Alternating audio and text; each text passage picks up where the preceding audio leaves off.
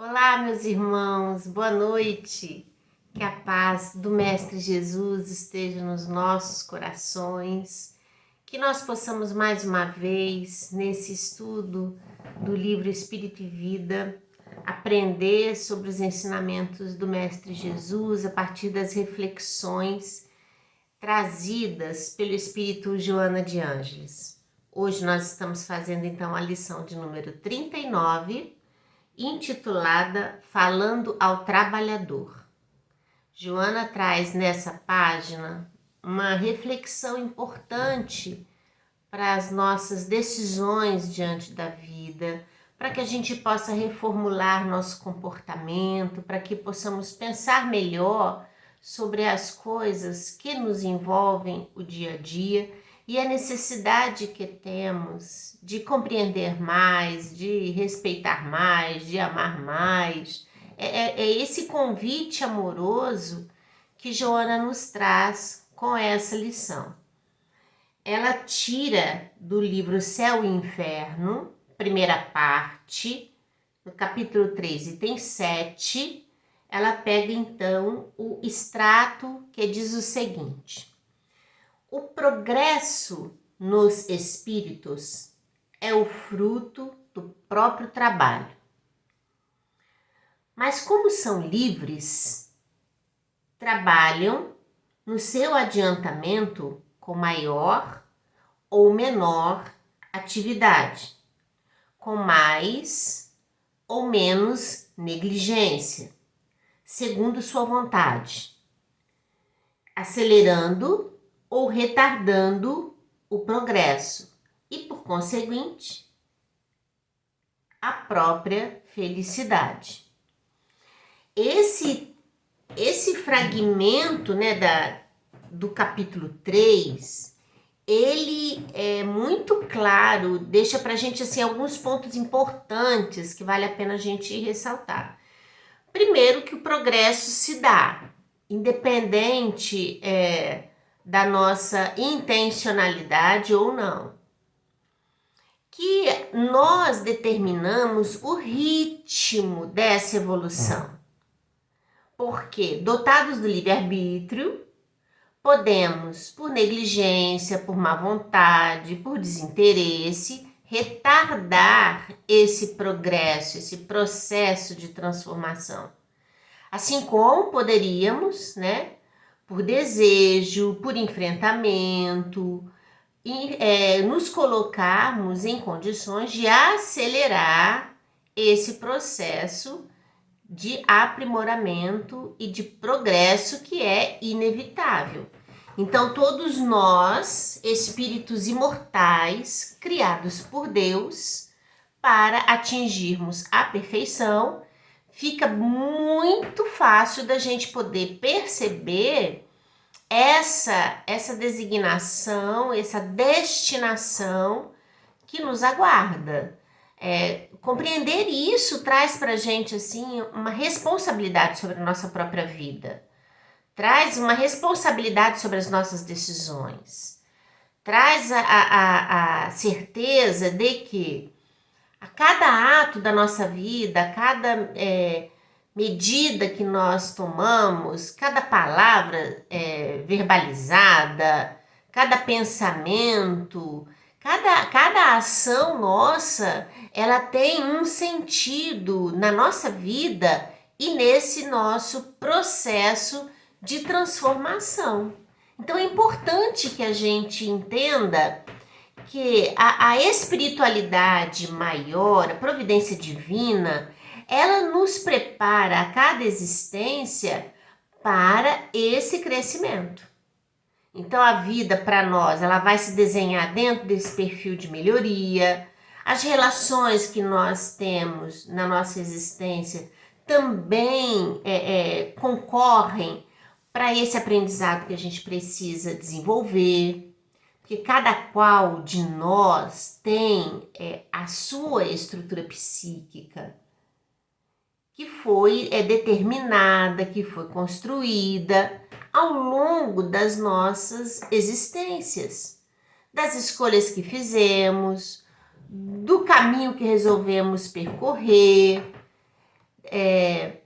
dos acertos, dos erros, das insistências que tivemos em determinada atitude ou não. Esse nosso fazer, ele determina a nossa constituição emocional, psíquica. Deus, que é nosso Pai, nos criou para sermos espíritos perfeitos. Nos criou com a centelha, a chama do bem em nós. Quando espíritos, no início aí do nosso processo reencarnatório, a gente age muito mais por instinto do que pela razão. À medida que a gente vai progredindo, à medida que a gente vai se desenvolvendo, as potencialidades, as habilidades, né, cognitivas, de relação da nossa vida conosco, com o outro, com o meio em que nós vivemos, a gente acaba por desenvolver competências que nos habilitam cada vez mais para o exercício do nosso livre-arbítrio, dando-nos então a condição de escolha e de decisão. Isso é muito importante da gente poder compreender. Então a vida, ela vai trazer para a gente na presente encarnação um cenário necessário para as transformações morais íntimas que precisam se dar. Mesmo que a gente não consiga entender isso, mesmo que a gente descreia disso, a verdade é que a gente pode não ter a vida que a gente deseja, mas a gente tem a vida que precisa. E entender que essa vida que nós precisamos é a que se desenha para nós na nossa vida, é entender o amor de Deus.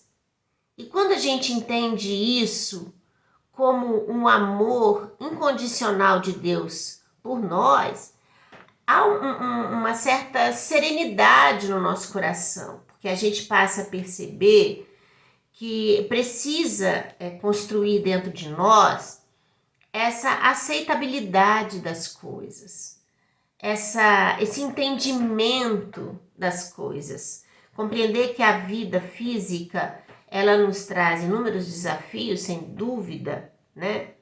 Mas ao mesmo tempo, cada cenário desse, cada episódio desse, cada estrutura dessa, ela veio ao longo da nossa existência sendo construído por nós próprios. E hoje, quando a vida vem e nos chama de novo a determinados episódios que talvez tenhamos vividos por inúmeras vezes em situações outras, em vidas passadas, é porque, na verdade, aquele ponto, aquele nozinho ali ainda precisa ser dissolvido, precisa ser desfeito, para que a gente consiga pensar de forma diferente, sentir de forma diferente, cada vez melhor, mais próximo de Deus do que distante dele, porque a vida nos convida cada vez mais para essa verticalização com o Pai. Cada vez mais nós somos convidados a vivermos próximos a Deus. Deus está para nós de forma tão intensa que estar num pensamento fluido com Ele ou não ainda está dentro da nossa incapacidade de perceber que só depende de nós. Que só depende de nós, essa busca de Deus em nossas vidas. Então, Joana traz para a gente esse início do livro Céu e Inferno, colocando muito claro isso para nós, né? Para não deixar dúvida de que somos espíritos imortais, criados por Deus para atingir a perfeição, mas que nós, no gozo do nosso livre-arbítrio, por interesses outros, podemos adiantar ou adiar esse processo, mas que ele é inevitável. E ela coloca que esse progresso é fruto do próprio trabalho, do trabalho que nós empreendemos conosco mesmo, nas nossas relações, na nossa história. Esse esforço que a gente faz dentro de nós mesmos para vencer as nossas más inclinações, para construir uma identidade melhor que nos faça viver a vida de modo mais ameno, mais sereno, mais confiante, esperançoso, sem muito medo, sem tanto desespero, né? Ou se achando preterido, desamparado ou coisa do tipo. Então é preciso que a gente abra o nosso coração para essas coisas e fazer com que isso venha à tona no nosso coração é trabalhar dentro de nós próprios as nossas imperfeições. Olha que lindo essa mensagem que Joana logo traz ali no início do texto para nós. Ela continua assim, trabalhador da vida persevera agindo no bem. As criaturas na Terra, de certo modo, parecem ser como matérias brutas antes de serem trabalhadas. Então, olha que interessante quando ela fala assim, nós não seremos matéria bruta para sempre, né? Podemos estar matéria bruta. À medida em que nós nos permitimos a transformação, a reconstrução, o realinhamento das ideias, dos sentimentos, a gente sai desse estado de matéria bruta para algo melhor. Olha que lindo isso. Dá uma sensação de esperança para a gente. Para aquele, meus irmãos, que ainda não está incomodado consigo mesmo, um texto como esse pode falar assim, mas para mim tá tudo muito bem, eu tô tão bem assim, né? Por que eu tenho que me preocupar? Mas será que estão bem mesmo? Será que isso não é uma fuga emocional que impede a pessoa de olhar para si com tudo que tem? Porque, na verdade, espíritos como nós, reencarnados num planeta de provas e expiação, dificilmente nós estamos bem. Dificilmente. A vida, ela vem trazendo para nós os desafios a serem empreendidos e a nossa dificuldade de lidar com isso é muito grande. Porque motivados pelo orgulho e pelo egoísmo, que ainda tem uma ascendência muito grande sobre nós não conseguimos enxergar, às vezes, coisas boas que sinalizam para nós vitória, sucesso, progresso. Então, às vezes, aquela coisa que nos parece tão ruim é para nós o ponto de partida para coisas muito melhores. Mas a gente não consegue enxergar. Então, quando a gente às vezes, mas eu tô muito bem, eu não tenho que melhorar em nada, eu gosto de mim do jeito que eu sou, né? A gente percebe essa ideia que Joana coloca aqui daqueles que poderão retardar o seu progresso, a sua evolução, mesmo nesse estado de descaso, de desinteresse, ou mesmo de não enxergar, né? A vida vai mostrar o que a gente precisa melhorar. A vida vai nos dizer, a vida vai nos ensinar. E a gente precisa estar sensível a isso, a essas ideias. Refletir sobre nós próprios é necessário, meus irmãos, porque senão a gente não consegue perceber os pontos em que a gente precisa melhorar, nem como fazer para melhorar, não é? Ela continua assim, olha, trabalha a terra, ela vai dar alguns exemplos para nós aqui, para deixar claro para nós que em a natureza, quando o homem se vê diante de uma dificuldade, ele busca meios de resolver o problema. E a resolução do problema é sempre do trabalho, do esforço, da dedicação. Ela vai dar esses exemplos para nós aqui. Aí ela fala assim, olha, trabalha a terra dando-lhe o amor que te escorre abundante e amparando-a com a dádiva vivificante. Ante a montanha, então, não amaldiçoes as pedras, trabalha-as, trabalhando-as, arrancarás formas preciosas dessas pedras. Em frente à árvore que está retorcida, não lhe desprezes os galhos, trabalha o lenho, retirando tábuas e mourões que ensejem agasalhos e utilidades. Olha que ela coloca sempre assim, diante de uma dificuldade, diante de um empecilho, vê o que se pode construir a partir dali. O que se pode melhorar a partir dali.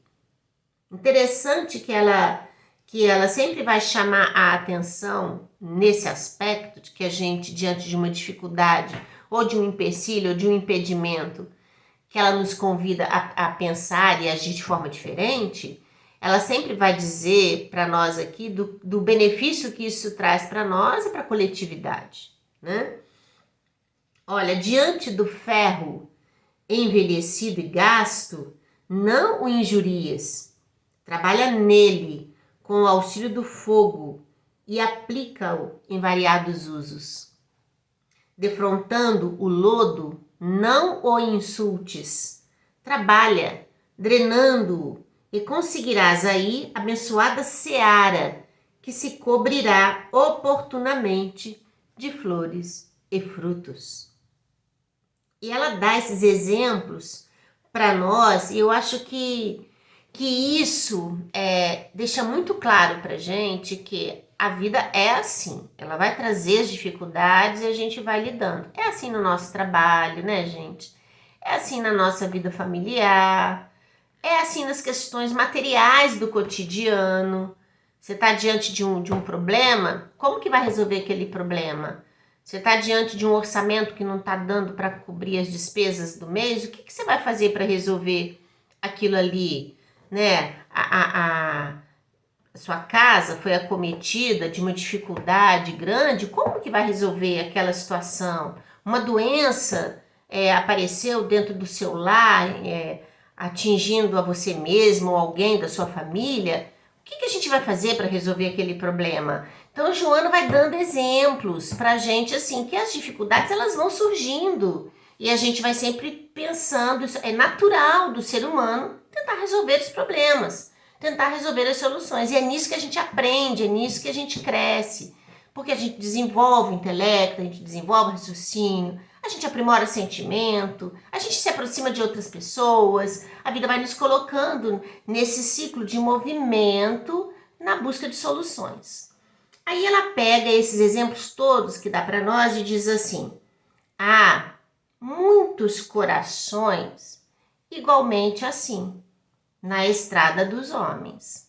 Aí ela tá falando igualmente assim como? Lá com lodo, né? Na montanha cheia de pedra, com a dificuldade do cultivo, do plantio. Ela tá dizendo isso aqui, que há muitos corações assim. A gente lembra então da parábola do semeador, não é? Que Jesus contou para nós.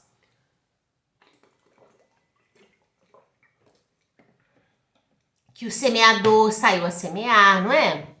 Conta pra gente ali da característica de vários terrenos. A gente, quando ouve a parábola do semeador, a gente pensa nos corações, né, das pessoas, dos seres humanos. A gente primeiramente pensa no nós, né?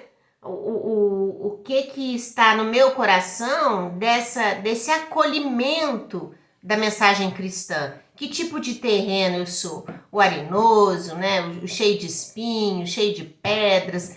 Ou eu sou o terreno que vai frutificar? Mas a gente também consegue perceber isso nas pessoas, porque a gente às vezes se depara com pessoas que a gente entende assim, não adianta nesse momento agora querer falar disso para essa pessoa, ela não vai compreender, ela não vai entender. A gente consegue perceber isso. Para quem tem filhos, isso é muito claro. Quem conseguiu viver a experiência da maternidade entende isso, né? Você tem filhos, os filhos não são iguais, claro que são espíritos distintos, e a gente entende como que fala com cada um deles. Se a gente tiver 2, 3, 4, 5, ou como antigamente tinham-se 8, 10 filhos, a mãe, o pai sabe como tratar cada um, porque para um pode usar de mais mansidão, o outro tem que usar de mais carinho, o outro tem que ser mais incisivo, né? A gente entende desse jeito de cada um, de perceber, de sentir, de entender aquilo que a gente está querendo falar. A espiritualidade maior, a providência divina, também trabalha assim nos nossos corações. Então a vida física, ela representa pra gente essas lições.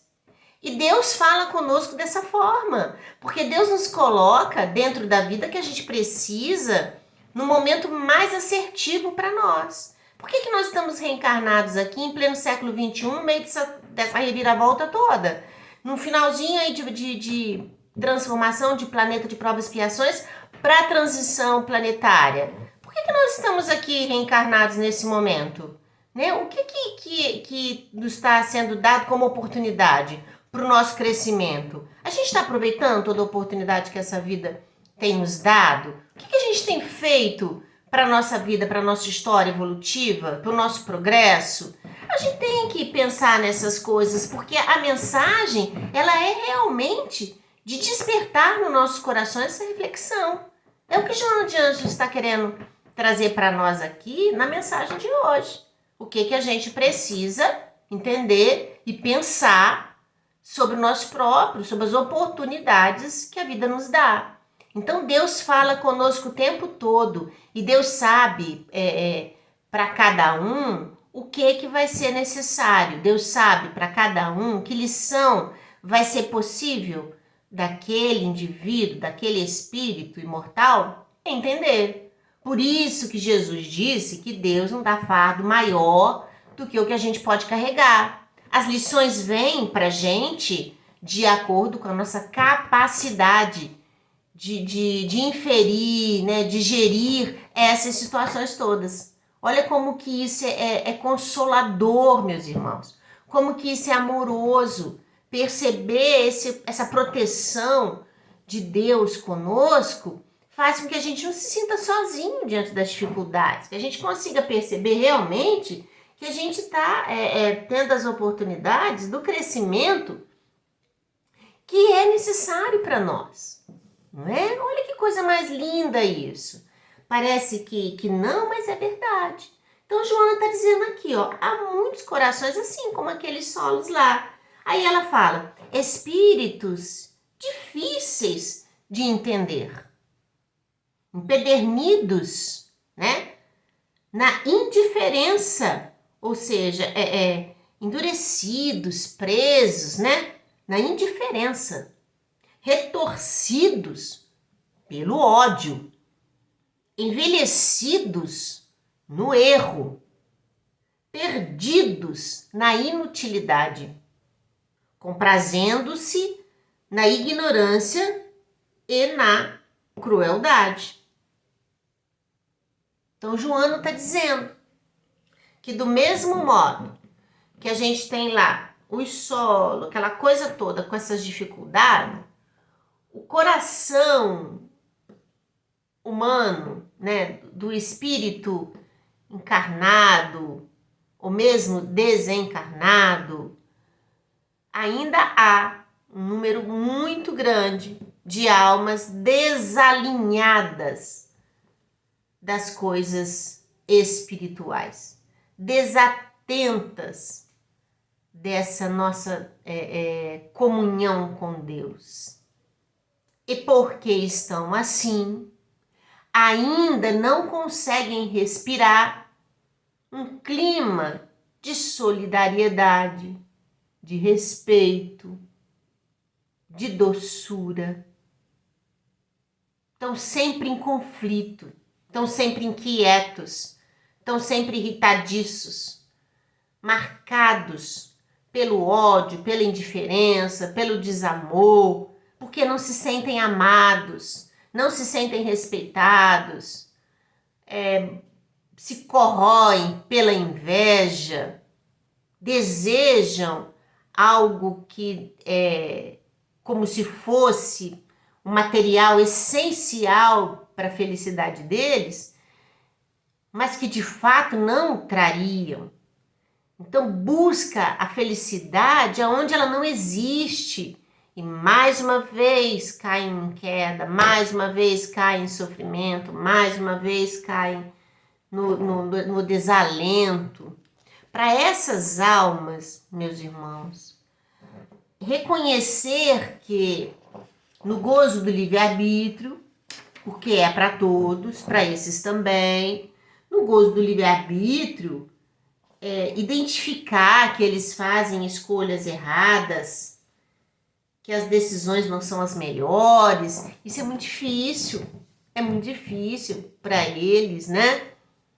Então, como que querendo ofuscar ou esconder-se diante desses fracassos íntimos que eles próprios reconhecem, é melhor reagir do que agir. E a reação, ela sempre vem, nesses casos, motivada pelo distanciamento dessa seiva divina que alimenta todos nós.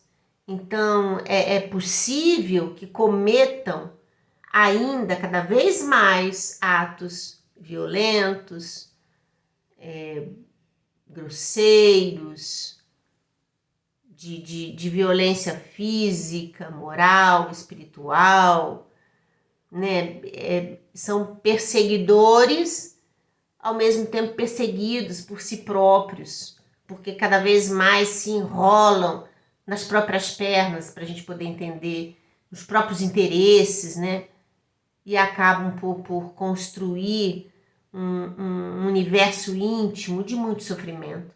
Para esses, meus irmãos, as encarnações, elas cada vez mais serão dolorosas e difíceis, porque às vezes, e na grande maioria das vezes, somente a dor sentida faz com que corações tão empedernidos no mal cedam ao amor de Deus. E ceder ao amor de Deus é abrir mão do amor próprio. E para alguns é muito difícil. Então, por isso, não se render ao Pai.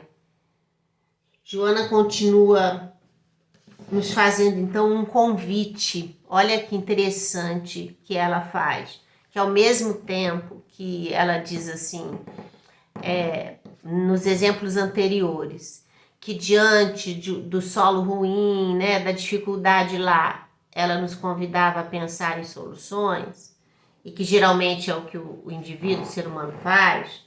Ela fala assim, diante desses corações, dessas pessoas que podem, gente, fazer parte do nosso grupo familiar, pode fazer parte do nosso grupo de conhecidos, dos amigos, pode ser aquela pessoa que está sentada do nosso lado no local de trabalho, pode ser aquela pessoa que é o nosso vizinho, ela pode estar sentando junto conosco à mesa mediúnica, ela pode estar num trabalho filantrópico conosco, ela pode estar em algum dado momento conosco, a gente pode se deparar com ela num dado momento da nossa vida, num momento crucial da nossa vida, numa via pública, num local de ambiente coletivo. A gente não está livre desses contatos, dessa presença. Quando essa presença tá dentro do nosso lar, aí o nosso caminhar com essa pessoa, ele está marcado por dívidas espirituais, para com ele.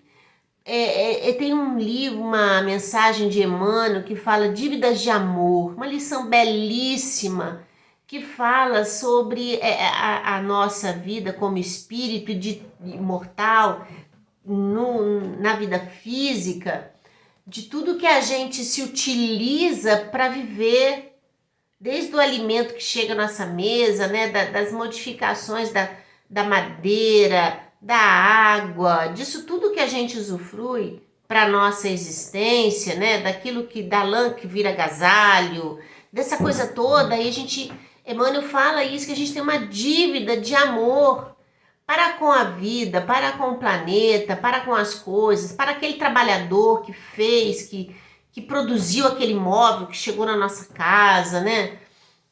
E aí Emmanuel fala da nossa dívida de amor para com aqueles que estão junto de nós, aqueles espíritos difíceis que caminham conosco lado a lado, porque a gente tem com certeza uma dívida de amor para com eles, porque eles hoje cobram de nós isso. E a gente às vezes tem isso, né? Quantos de nós tem dentro do lar? É o filho, é o marido, é a esposa, a gente faz, mas parece que nunca tá bom, né? Esses estão sempre nos cobrando alguma coisa, estão sempre querendo mais, por mais que a gente faça, não conseguem enxergar na gente esse nosso amor, esse nosso desejo de vê-los felizes. Então, estão sempre cobrando. É preciso pensar nisso, né? Qual é a nossa dívida para com eles? E realmente é uma dívida de amor, porque somente o amor há de romper com todas essas amarras que nos unem dessa forma, nas relações conflituosas, nas relações difíceis, que exigem da gente muito mais renúncia do que qualquer outra coisa, não é? Aí Joana vira e fala assim, olha, não reclames nem os desprezes. Olha o que ela fala para nós. Você está diante lá do desafio, da relação, daquele espírito difícil, né? Abre os braços e socorre-os em nome do amor. Quanto te seja possível. Trabalha junto a eles e neles, confiante no divino trabalhador. E vale ressaltar aqui, meus irmãos, que quando Joana fala isso aqui, abre os braços, socorre-os em nome do amor, porque só o amor há de fazer com que a gente se aproxime com a vontade de servir e de ajudar, e de aceitar o outro conforme o outro é. Quando ela diz aqui, trabalha junto a eles e neles,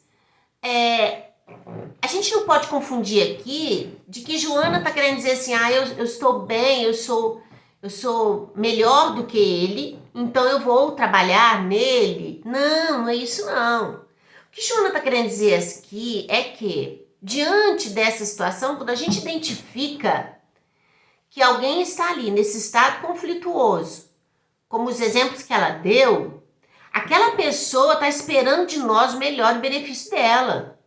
Então, se somos nós, com todas as nossas imperfeições, com todas as nossas dificuldades, se somos nós que temos condição de ajudar, então a gente deve ajudar. Então, a gente deve fazer o melhor.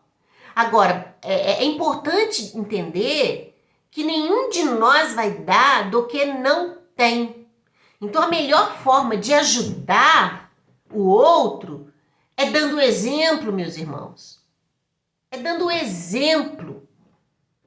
Se a gente acha, então, que o outro carece de renúncia, a gente precisa renunciar.